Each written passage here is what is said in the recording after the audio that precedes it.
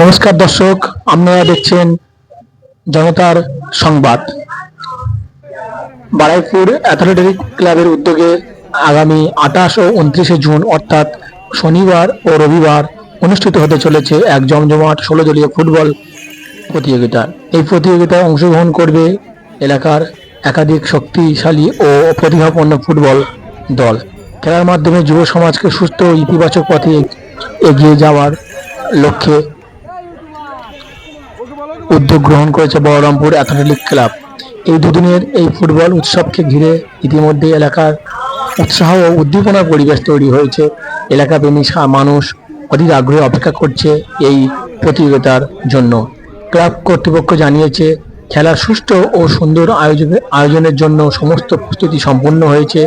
আয়োজকদের পক্ষ থেকে সকল খেলোয়াড়, কর্মকর্তা ও দর্শকদের আন্তরিক আমন্ত্রণ জানানো হয়েছে। খেলাধুলা শুধুমাত্র বিনোদনের জন্য নয়, নতুন প্রজন্মকে এগিয়ে নিয়ে যাওয়ার উদ্যোগ গ্রহণ করে। যাই হোক, এখন খেলা শুরু হয়ে গেছে। মাঠ জুড়ে ইতিমধ্যে দেখা যাচ্ছে ফুটবল প্রেমীদের ব্যাপক উৎসাহ। ছোট থেকে বড় সকল বয়সের মানুষ এই ফুটবল প্রতিযোগিতাকে ঘিরে উৎসাহে মেতে উঠেছে।